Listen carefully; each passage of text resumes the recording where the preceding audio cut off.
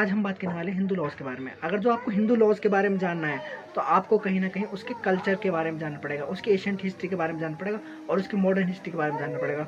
और यूँ सब मैंने डिफाइन किया है इस वीडियो में, तो जाओ और देख लो। आज हम बात करने वाले हैं सोर्स ऑफ हिंदू लॉज, यानी इसमें हम बताने वाले हैं कि हिंदू लॉज में जो सोर्स आए हैं, यानी हिंदू के बारे में जो हम जानते हैं वो कहाँ से आए हैं और किस तरीके से आए हैं। तो उससे पहले हमें जानना पड़ेगा भाई सोर्स का मतलब क्या होता है। सोर्स का मतलब जो होता है भाई वो कहीं ना कहीं ये होता है कि जहाँ से कोई चीज़ ली जाती है या कोई चीज़ आती है उसको क्या कहते हैं, हम सोर्स कहते हैं। हमारे पास दो प्रकार के सोर्स है जहाँ से हिंदू लॉज एक्ट लिया गया है। पहला क्या है, एशियंट सोर्स, और दूसरा क्या है, मॉडर्न सोर्स। ये दो चीज़ें आप याद रखो, आपके लिए बहुत काम आने वाली चीज़ है, ठीक है। तो कौन सा है, एशियंट सोर्स और मॉडर्न सोर्स। यानी एशियंट को क्या कहते हैं, प्राचीन एंड मूल स्रोत, ठीक है। और मॉडर्न को क्या कहते हैं, आधुनिक और या द्वितीयक स्रोत, यानी द्वितीय स्रोत भी कह सकते हैं इसको हम, ठीक है। अब जो हमारे जो प्राचीन और मूल स्रोत है उसमें चार चीज़ें हमें देखने को मिलती है। पहली चीज़ क्या है, श्रुति, दूसरी क्या है, स्मृति, तीसरी क्या है, टीकाएं और निबंध, और चौथी क्या है, प्रथाएं। यानी Shruti, Smriti, comments and digest and customs, ये चार चीज़ें हमें देखने को मिलती हैं। और मॉडर्न सोर्स में क्या देखने को मिलता है, equality, justice and good conscience, precedents and legislative, यानी न्याय, सम्य और सद्विवेक, न्याय, निर्णय और विधायिका। ये तीन चीज़ें हमें मॉडर्न में देखने को मिलती हैं। एक एक करके इन सबको डिस्कस कर लेते हैं। तो सबसे पहले हम क्या डिस्कस करने वाले हैं, सबसे पहले हम करने वाले हैं श्रुति। श्रुति भाई, आपके मन में श्रुति सुनते ही नाम जो आना चाहिए वो ये आना चाहिए, श्रुति यानी सुनना। श्रुति अगर हम संस्कृत में मतलब देंगे श्रुति का, तो इसका मतलब होता है सुनना, यानी कोई चीज़ आपने सुनी वो हम श्रुति कह सकें। श्रुति क्या है, विच information means what ever oral information, यानी जो मुंह के द्वारा बताई गई है ओरल इन्फॉर्मेशन। अब मैं इसको आपको ईजी वे में समझाने का प्रयास करता हूँ। जैसे श्रुति क्या है, श्रुति क्या है, जैसे भगवान थे, यानी जो ब्रह्मा जी थे, उन्होंने जो चीज़ें बताई किसी अपने बेटे को या अपने मुनि को जो बताई वो कहीं ना कहीं उन्होंने सुनी और कोडिफाई कर दिया, किसमें, अपनी बुक में, या बुक कैसो आप उसे वेद कह सकते हैं। हम आज के प्रेजेंट के टाइम में उसे बुक कहते हैं, पर उसको वेद कहा जाता है। अब इसमें कौन से वेद दिए गए, इसमें 4 वेद दिए गए। 4 वेद कौन कौन से थे, ऋग्वेद, यजुर्वेद, सामवेद, अथर्ववेद। ये 4 वेद आपको हमेशा याद रखने, क्योंकि भाई आप हिंदू हो या हिंदू नहीं भी हो तो भाई ये चीज़ें आपके लिए हमेशा काम में आती हैं। ये 4 वेद आपको हमेशा याद ही रखने चाहिए। अब मैं कुछ और चीज़ें आपको बता दूं, जैसे जो कुछ सुना गया है वो क्या होता है, श्रुति होता है। अब इसमें किसी ने एक डेफिनेशन दी है, किसी हेरिन मैन के अनुसार हिंदू विधि के प्राथमिक और सर्वोच्च स्रोत है, यानी पहला और सबसे बढ़िया स्रोत क्या है हमारा, श्रुति है। हिंदू विवाह में, हिंदू में बता रहा हूँ, हिंदू विधि में सबसे जो इंपॉर्टेंट स्रोत बताया उन्होंने ये चीज़। तो आपको ये चीज़ याद रखनी कि सर हेरन मैन ने क्या कहा था। अरे भाई इजी सी डेफिनेशन आपको याद भी हो जाएगी। लेकिन क्या आती है हमारी स्मृति। स्मृति क्या है, जो कुछ याद रखा गया है, यानी जैसे हमारे ऋषियों ने, मुनियों ने, ये जिन्होंने याद रखा है उनके द्वारा जो बताया गया है उसको क्या कहते हैं, उसको हम कहते हैं स्मृति। डिस्कशन करते हैं कैसे है। पर इससे पहले मैं आपको श्रुति और स्मृति में एक चीज़ बताना चाहता हूँ जो आपको ध्यान रखनी चाहिए। तो इसमें श्रुति और स्मृति के टाइम के बीच में कहीं ना कहीं जो कास्ट सिस्टम है वो कहीं ना कहीं अपनी जड़ जमा चुका था। और दूसरी चीज़ क्या है, इसमें जो है अपर कास्ट के जितने भी जो लोग थे, जैसे ब्राह्मण, क्षत्रिय और वैश्य के जो लड़के थे या जो लड़के थे, उनको कहीं ना कहीं वैदिक शिक्षा मिलनी प्रारंभ हो गई थी। तो ये दो चीज़ें थी जो इसके बीच में बदल गई थी। अब स्मृति का मतलब देख लेते हैं। जैसे the literature meaning smriti what have been remembered, यानी जो भी आपके जैसे गुरु ने आपको कोई डायरेक्शन दी है और आप उसको याद रखते हो तो उसको आप स्मृति कह सकते हो। स्मृति अगर जो संस्कृत का वर्ड है, अगर जो स्मृति का मतलब देखोगे तो स्मृति का मतलब कहीं ना कहीं वो चीज़ें हैं जो आपने याद रखी हैं। जैसे अब स्मृति में एक ईजी से डेफिनेशन के द्वारा आपको समझा देता हूँ। इसको हम golden age of Hindu laws भी कह सकते हैं, क्योंकि ऋषि मुनि द्वारा जो याद रखा गया और उनके द्वारा जो लिखा गया वो कहीं ना कहीं इसमें ही आता है। जैसे अगर इसमें बात करूँ तो इसमें मनु स्मृति आती है, नारायण स्मृति आती है और याज्ञवल्क्य की स्मृति भी आती है। स्मृति को कहीं ना कहीं 2 प्रकार में बांटा गया है। पहला क्या है, धर्मसूत्र, और दूसरा क्या है, धर्मशास्त्र। आओ इन्हें समझ लेते हैं। पहला धर्मसूत्र की मैं इजी से डेफिनेशन आपको बता दूं। पहले आप इजी से डेफिनेशन समझ लो, फिर हम इसको डिफाइन करेंगे। पहले इसमें क्या है, धर्मसूत्र क्या है, ये भाई श्लोका में डिफाइन है, यानी श्लोका के द्वारा इसके बारे में बताया है। जैसे किसी ने, जैसे गौतम हैं, बुद्धायन हैं, स्तंभायन हैं, हर्षिता हैं, वशिष्ठाएँ हैं और वनिषु हैं, यानी विष्णु भगवान हैं।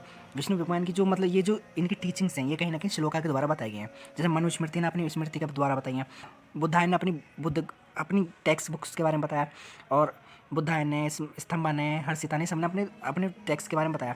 एंड जिसके जैसे उन्होंने सुना है उसको अपनी अपनी लैंग्वेज में डिफाइन किया है, उसको इसमें कह सकते हैं। अब हम बात करते हैं गौतम की। गौतम क्या है, उन्होंने इंस्पायर हुए किससे? सामवेद से। Samaveda that had the express about the different practice and cultures of Hindu. इन्होंने डिफरेंट प्रैक्टिस और कल्चर के बारे में इसमें डिफाइन किया है। अब इसमें हम बात करते हैं बुद्धायन की। Baudhayana discuss many of include marriage, adoption, maintenance and sonships, इसके बारे में बताया है उन्होंने। Apastamba reject the idea of secondary sons, यानी उन्होंने जो सेकेंडरी सन्स का आइडिया है उसको भाई ड्रॉप किया है, और उन्होंने अडॉप्शन और प्रजापति मैरिज के बारे में खुलकर बताया अपनी, मतलब अपनी जो टेक्स्ट बुक्स है उनमें बताया है। अब इसमें हम उसको स्मृति कह सकते हैं। जैसे विष्णुयान में Smriti has been inspired of Rigveda, जो इंस्पायर्ड है विच इंक्लूड ऑफ द जो वशिष्ठा है वो कहीं ना कहीं इंस्पायर हुए हैं ऋग्वेद से, और उन्होंने जो ऋग्वेद में बहुत सिविल एंड क्रिमिनल लॉज के बारे में बताया है, मैरिज एक्ट के बारे में बताया, अडॉप्शन के बारे में बताया, सनशिप्स के बारे में बताया, और इनहेरिटेज के बारे में बताया, और डेब्ट्स एंड इंटरेस्ट के बारे में बताया है। आप देख सकते हो। हर्षिता ने क्या बताया? Impure of birth and death. उन्होंने जो जैसे हमारे 18 चीज़ें होती हैं हमारे हिंदू में, जो क्या कहते हैं हम उसको 18 संस्कार होते हैं, जिसमें एक बर्थ संस्कार होता है, एक डेथ संस्कार होता है, तो उसके बारे में इन्होंने डिटेल से बताया। ड्यूटीज ऑफ किंग्स के बारे में बताया, कोर्ट प्रोसीजर के बारे में बताया, और प्रिंसिपल ऑफ लॉज के बारे में बताया है। धर्मशास्त्र।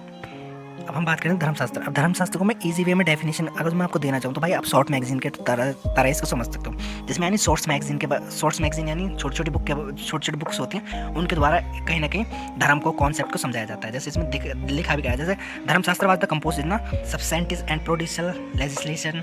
There are 3 well known Smritis in Dharmashastra, Manusmriti, Yajnavalkya स्मृति और नाद स्मृति। और उनके बारे में थोड़ा थोड़ा समझ लेते हैं। मनु राइट्स मनुस्मृति, मनु ने ही अपनी स्मृति लिखी है, और which is considered the unlimited religion literature in terms of Hindu religion laws. यानी मैं अगर जो इसकी बात करूँ, जैसे आपको मैं बताऊँ, अगर जो आपको कभी भी धर्मशास्त्र के पहचानने की बात आए कि भाई धर्मशास्त्र क्या होते हैं, तो उससे पहले उनका नाम लगता है, जैसे मनुस्मृति और याज्ञवल्क्य स्मृति और जो भी हैं, इन सब का नाम लगाया जाता है कहीं ना कहीं इसमें। तो इसको आप पहचान सकते हो। यू एक ईजी से डेफिनेशन एक ईजी से तरीका बता रहा हूँ जो आप पहचान सकते हो धर्मशास्त्र को। अब इसमें जो मनुस्मृति है उसमें कंसिडर किया गया है unlimited religion literature in term of Hindu है लॉज, यानी हिंदू के लॉज बताया गया है। And expect the laws in superior, यानी जो कानून है उसको सुपीरियर बताया गया, और king is the subordinate of it, यानी सबऑर्डिनेट किंग अपना ही सबऑर्डिनेट है। और क्या है? King is the law enforceable, यानी किंग के द्वारा ही लॉ इन्फोर्सेबल होना चाहिए। इन effort to show the king power, he is shown as the divine authority and Brahman classes as assist the king in carry out his duties। यानी मनुस्मृति में बताया गया है कि भाई जो इनकी पावर्स हैं वो डिवाइन पावर्स हैं, और जो इनको जो मतलब इनके जो कोई भी कानून बनाएंगे, कोई भी कानून के बारे में बताएंगे, तो इन्हें जो असिस्ट करेगा वो कहीं ना कहीं ब्राह्मण होंगे, ब्राह्मण की आज्ञा से जो कार्य करेंगे वो कहीं ना कहीं सही होएगा कार्य, ये मनु का मानना था। हिंदू याज्ञवल्क्य स्मृति कहीं ना कहीं इंस्पायर्ड है कहीं ना कहीं मनुस्मृति से, पर वो कुछ चीज़ें ही उनसे इंस्पायर्ड होती है, जैसे similarity of between two Yajnavalkya Smriti like Manusmriti view of the king a law enforceable, यानी किंग कहीं ना कहीं लॉ इन्फोर्सेबल करने के लिए जाना जाता है, but not to have divine power, पर वो कहीं ना कहीं डिवाइन पावर नहीं है, यानी देवी शक्ति नहीं है, उनके ऊपर भी फोर्स लगाया जा सकता है, यूँ कहना था याज्ञवल्क्य का। तो उन्होंने कहा है Yajnavalkya promote the benefit of king should stative and goods of people, यानी लोगों का भला करे। किंग का जो मेन ड्यूटी वो क्या है? लोगों का भला करना है। एंड पनिश देश वो कम्युनिटी क्राइम्स, वो कमिट क्राइम्स, यानी जो क्राइम करता है उनको पनिश करना है। It also underline that no one include king family, अगर जो किंग की फैमिली का भी कोई बालक या बाची या कोई भी हो जो उनका भी अगर जो क्राइम करता है तो उनको भी कहीं ना कहीं सजा मिलनी चाहिए इस चीज़ में। तो ये कहते हैं याज्ञवल्क्य की स्मृति में। याज्ञवल्क्य की एक और चीज़ है जिसमें आपको कहीं ना कहीं देखना चाहिए, Yajnavalkya Smriti more liberal than Manu. ये कहीं ना अब लिबरल कैसे? मनु ने gives the power of inheritance women's, यानी इनमें कहीं ना कहीं वुमेन्स को इनहेरिटेज माना है। Less than the server of the punishment then Manusmriti, Jain Manusmriti से ज़्यादा लिबरल है ये कहीं ना कहीं नारी का समर्थन करते हैं याज्ञवल्क्य। अब हम बात करते हैं नारद स्मृति। नारद स्मृति क्या है? याज्ञवल्क्य से कहीं ना कहीं वो भी कहीं ना कहीं इंस्पायर्ड है। तो अब इसमें नारद स्मृति क्या है? First text of does not express moral और रिलीजन इमोशन, उन्होंने कोई मॉरल एंड रिलीजन इमोशन को एक्सप्रेस नहीं किया अपनी स्मृति में। Narada Smriti as exclusive address of the procedural inspire of laws, यानी लॉज के बारे में बताती है। अरे describe the social economy and political change, वो social economy and political change के बारे में बताती है। It does not provide the unlimited powers to the king, वो भी यही मानते हैं कि अनलिमिटेड पावर्स नहीं होनी चाहिए किंग के पास, ये चीज़ गलत है। और until those power in accordance with the सडनेस रूल्स, यानी अगर इसमें कहा गया कि भाई रूल्स के हिसाब से उन्हें जो है सजा, रूल्स के हिसाब से ही पावर्स मिलनी चाहिए हर किसी को। तो यूँ हमारे आजकल जो मंत्री ने पावर मिला तो स्मृति से ही इसके बारे में बताएगा। और ये भी कहीं ना कहीं वुमेन के हेरिटेज को मानते हैं, और ये मानते हैं अगर जो वुमेन्स के जो पति हैं अगर जो गलत तरीके से रहते हैं या गलत चीज़ें करते हैं तो उनको कहीं ना कहीं छोड़ने का अधिकार भी वुमेन्स को मिलना चाहिए। अब हम बात करते हैं टीका और निबंध, टीकाएँ और निबंध के बारे में।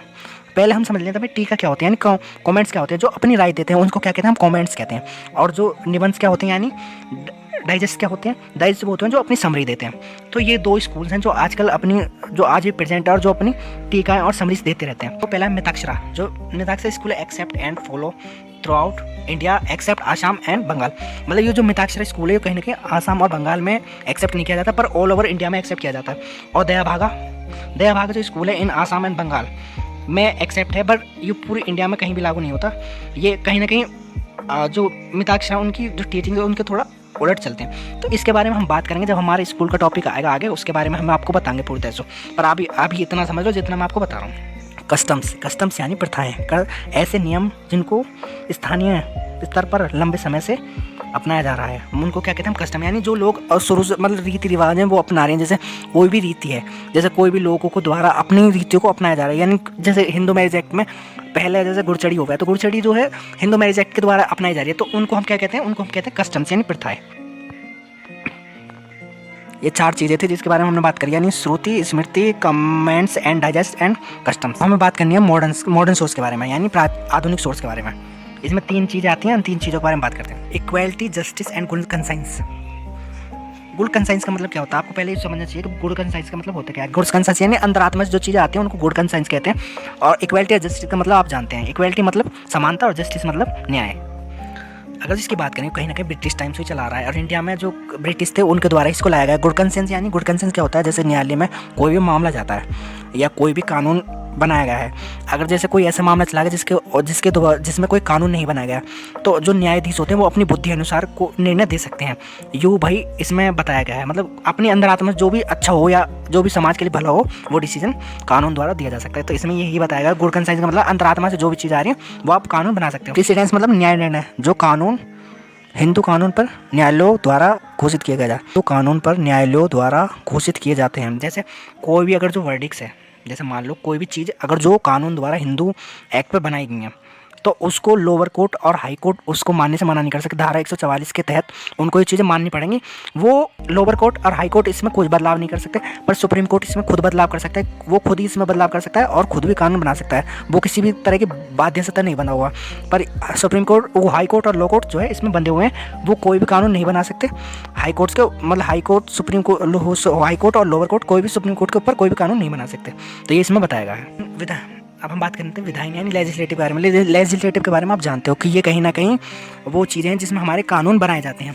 यानी जैसे आज के टाइम पे मोदी सरकार कोई भी कानून बनाती है तो उसको लेजिस्लेटिव द्वारा ही बनाया जाता है, तो उनके द्वारा एक प्रस्ताव लाया जाता है और उनके द्वारा कानून बनाया जाता है। उसकी एक्ट बात है, अगर जो हिंदू लॉज की बात करें तो ये कहीं ना कहीं भाई शुरू हुआ था the caste of disabled remove act 1850। फिर इसके बाद British government enhance the Hindu widow remarriage act लाई थी, लाया था जिसको 1929 में लाया गया था। यानी हिंदू मैरिज एक्ट को कोडिफाई कहीं ना कहीं हिंदू मैरिज एक्ट को कहीं ना कहीं कोडिफाई करने के लिए बोला गया था कि हिंदू मैरिज एक्ट को कोडिफाई कर देते हैं, पर ये चीज़ कहीं ना कहीं ना हो पाई। फिर उसके बाद चेयरमैन श्री बंगला राव ने भी रिकमेंड किया था एक पार्लियामेंट में कि हिंदू मैरिज के जो एक्ट हैं उनको अगर हिंदू लॉज को कहीं ना कहीं कोडिफाई करना चाहिए हमको। उस टाइम की सरकार ने भाई इस पर कोई डिसीजन ना लिया, उन्होंने ये ठंडे बस्ते में डाल दिया। फिर इसको जो बनाया गया था वो बनाया गया फाइनली हिंदू मैरिज एक्ट 1955। फिर 56 में एक और कानून, फिर 56 में तीसरा कानून और फिर 56 में चौथा कानून। तो ये 4 कानून जो हमारे हिंदू मैरिज एक्ट के ऊपर बनाए गए। और भी कानून है पर ये जो है हमें जो पढ़ने हैं वो इन चारों में से ही पढ़ने हैं, तो इसलिए मैंने ये 4 कानून आपको बता दिए। थैंक यू सो मच भाई। अगर जो वीडियो अच्छी लगी हो तो भाई कमेंट कर दियो, लाइक कर दियो, शेयर कर दियो, सब्सक्राइब कर दियो, और जो हमारे में कुछ गलती हो रही हो तो भाई हमें कमेंट करके बता दियो। Thank you so much.